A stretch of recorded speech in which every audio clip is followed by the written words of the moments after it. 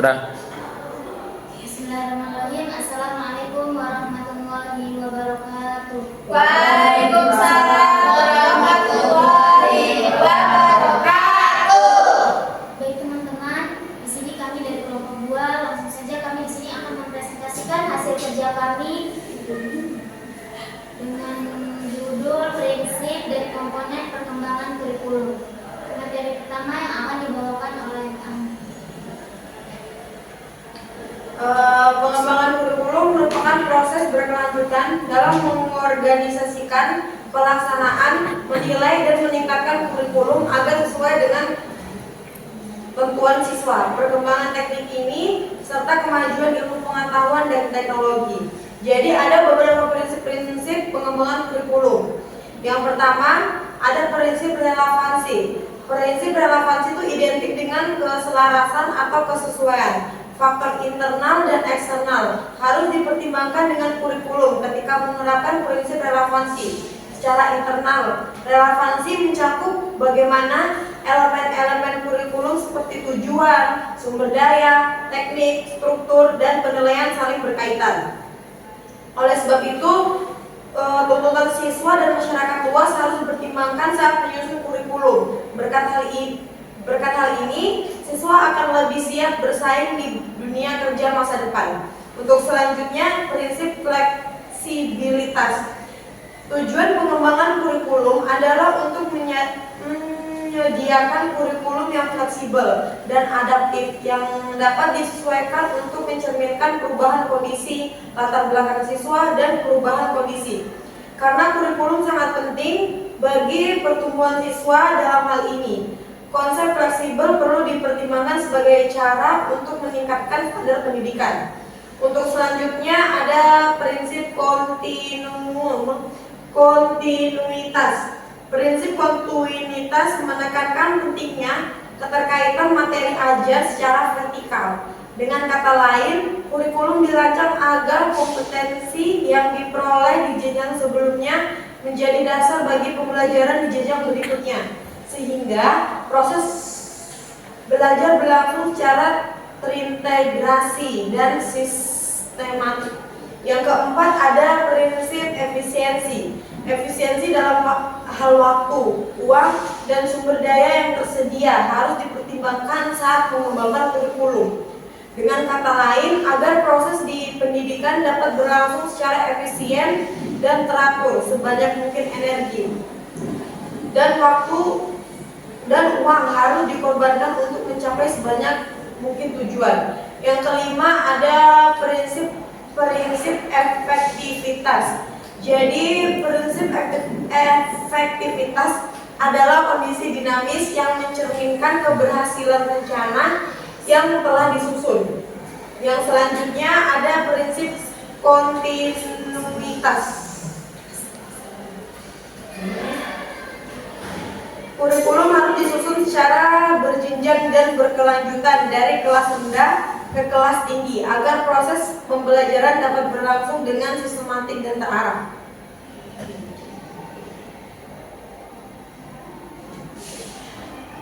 teman-teman, selanjutnya saya akan bacakan yaitu yang pertama prinsip penentuan tujuan pendidikan.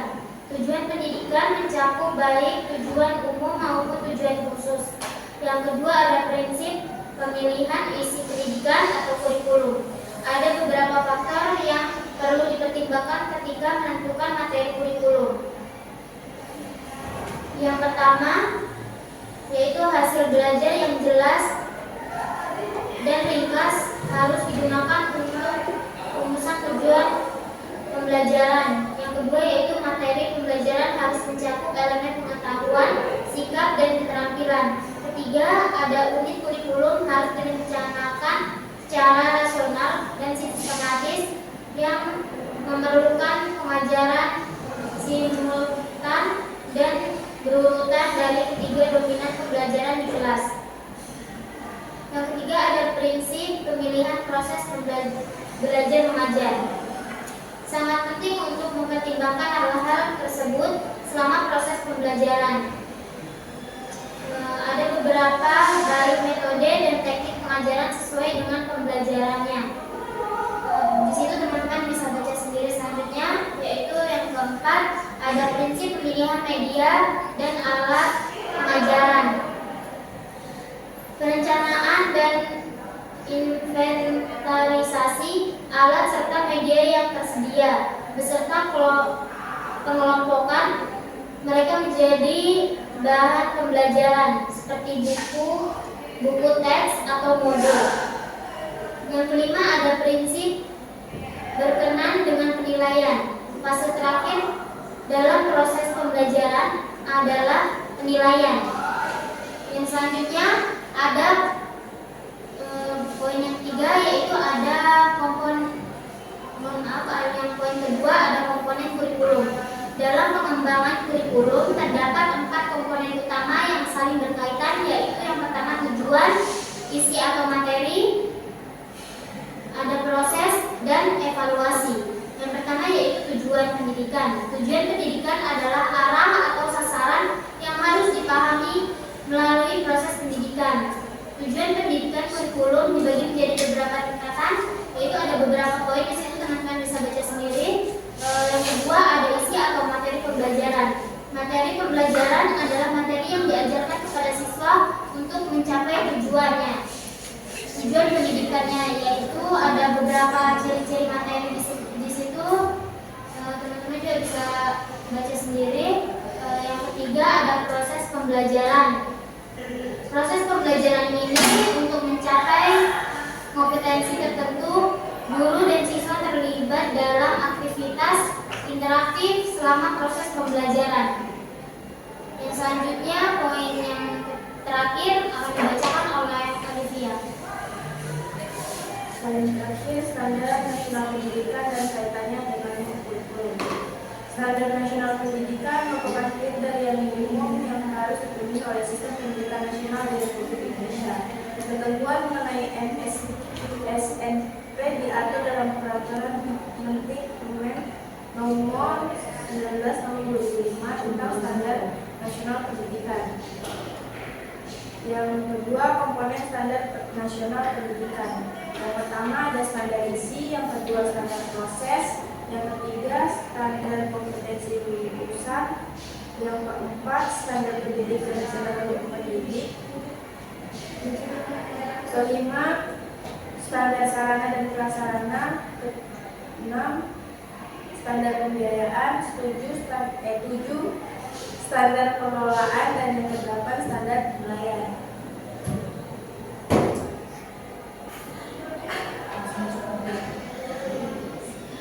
Ketiga, pengertian dan peran kurikulum dalam pendidikan.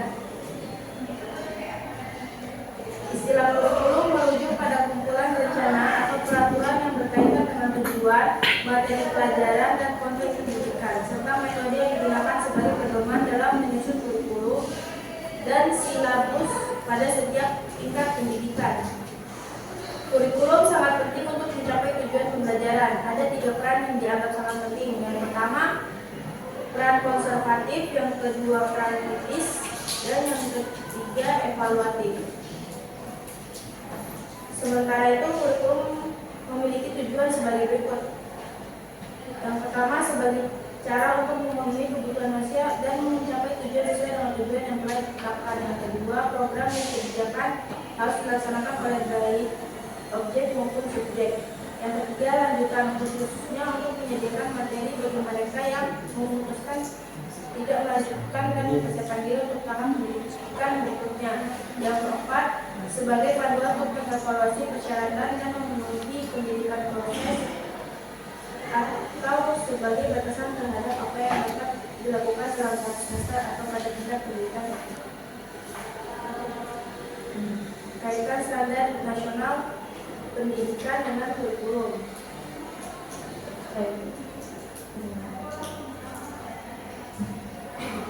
Baik, kurikulum mencakup baik persyaratan konten maupun standar kompetensi kelulusan. Standar isi menyediakan cakupan konten dan tingkat keterampilan yang diperlukan untuk mencapai kompetensi lulus pada jenis dan tingkat pendidikan tertentu. Sementara itu, standar kompetensi lulus atau SKL adalah kualifikasi kompetensi lulus yang mencakup sikap, pengetahuan, dan keterampilan sesuai dengan keputusan Menteri Pendidikan Nomor 23 Tahun 2006.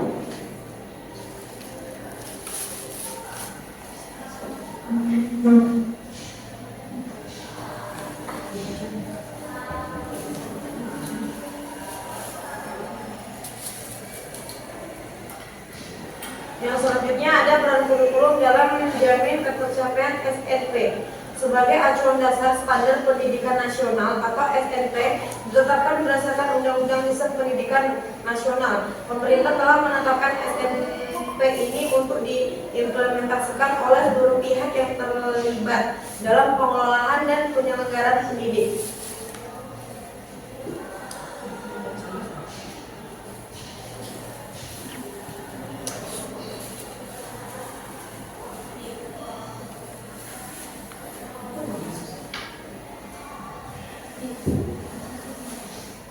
Ujian nasional atau UN diatur dan dikelola oleh BSNP yang juga berfungsi untuk membantu Badan Standar Nasional dalam memastikan bahwa pelaksanaan ujian tersebut memenuhi standar yang telah ditetapkan. Baik teman-teman, demikianlah presentasi kita pada hari ini. Mungkin dari teman-teman ada saran, kritikan, silakan disampaikan kepada teman-teman.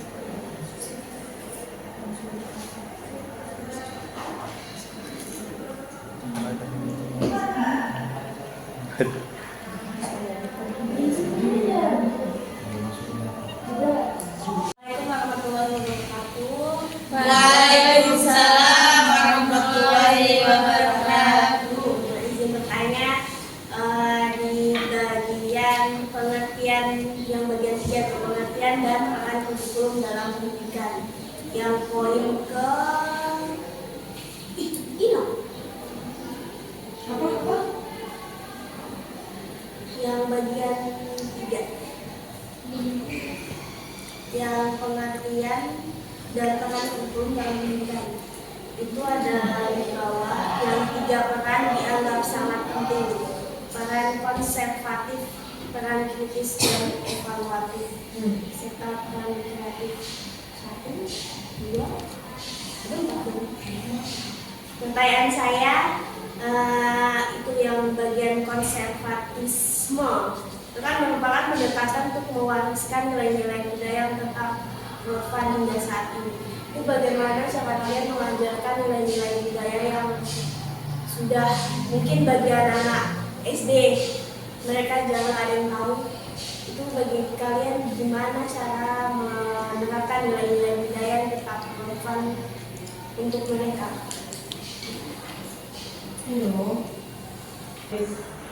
Jadi kan budaya itu banyak. Yang budaya diintegrasikan di kelas yang biasa dipakai itu contohnya kayak memberi salam itu termasuk budaya. Saling menghormati itu juga budaya. Gotong royong juga budaya. Jadi ada berbagai macam budaya. Jadi mungkin yang bisa diterapkan di dalam kelas nilai-nilai budaya itu tuh kayak begitu. Oke.